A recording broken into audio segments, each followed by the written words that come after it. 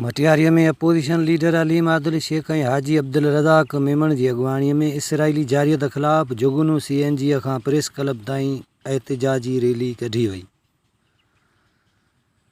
नाज़रीन, तव्हांखे ताज़ी अपडेट ॾींदा हलूं त मटियारीअ में जुगनू CNG खां मटियारी प्रेस क्लब ताईं इसराइली जारियत ख़िलाफ़ ऐं फ़लस्तीनियुनि सां यकजहतीअ तौरु रैली कढी वई, जंहिंजी अॻुवाणी PTI अॻुवाण ऐं अपोजिशन लीडर अलीम आदिल शेख ऐं PTI सिंध जे अॻुवाण हाजी अब्दुल रज़ाक मेमण कई।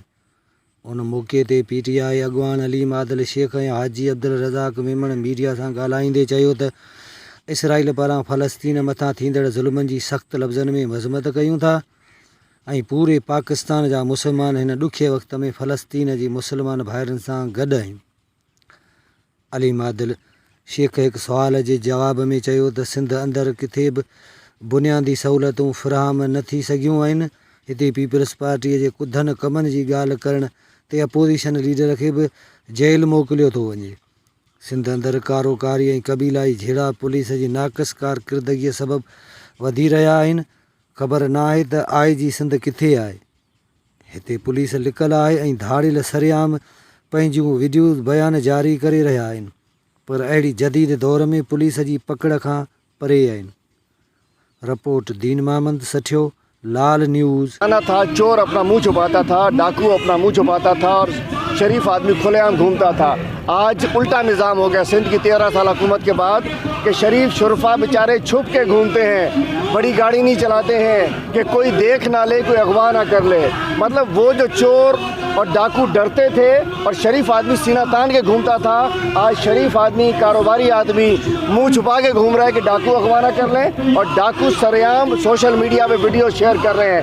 पुलिस का खौफ ख़त्म हो गया है, पुलिस का डर ख़त्म हो गया है, हुकूमत का खौफ ख़त्म हो गया है। और मैं समझता हूँ चूँकि डाकुओं के सरपरस्त सिंध हुकूमत है, डाकुओं की सरपरस्त यहाँ के MP MNAs हैं, इसलिए डाकुओं को फिक्र कोई नहीं है। आज सोशल मीडिया पर चल रहा है। मैं DIG था, माशाल्लाह DIG SSP साहब सां चोर गिरफ़्तार हुजण के बावजूद रिकवरी नथा कराइनि। मां चवां थो हाजी अब्दुल रज़ाक मेमण जी रिकवरी न थी असां सम्झंदासीं त पुलिस चोरनि सां मिलियल आहे। असां सम्झंदासीं त उहा जो हिकिड़ी वीडियो हुई जंहिंमें ॿुधायो वञे पियो SSP ऑफिस भतो थो वठे, उहो साबित थी वेंदो। हाजी रज़ाक जी जॾहिं चोरी रिकवर नथा करायो, पुलिस छा लाइ वेठी आहे? छा पुलिस इन लाइ वेठी आहे त गुटको हले, पुड़िया हले, असलो जो ट्रांसफर थिए, मंशियात हले? इहो कमु आहे पुलिस जो। पाक ताइनात नाहे कंदो, 3 नाला सिंध पोइ हुकूमत ॾींदी आहे, उन खां पोइ IG लॻंदो आहे। त साईं इहो 3 नाला PPIG पीपल्स पार्टी ॾिना हुया, इहो हाणे PPIG लॻियल आहे, PTIG कोन्हे। 8 महीने 11 टीके जो उते नहीं लगाए गए हैं, जंहिंजे करे उरड़ी हुजे, गैस्ट्रो हुजे, हेपेटाइटिस हुजे, तमाम वबाएं फैल चुकी हैं। सिंध में 5 अरब रुपए कोरोना का फंड होने के बावजूद 1 अरब रुपए खर्च नहीं किया है। आज भी कुत्ते की वैक्सीन नहीं है, दवाइयाँ नहीं है, इंजेक्शन नहीं है, गोलियाँ नहीं है। सिंध हुकूमत सारे पैसे खा गई है। पिछले 13 साल में 7,880 अरब रुपए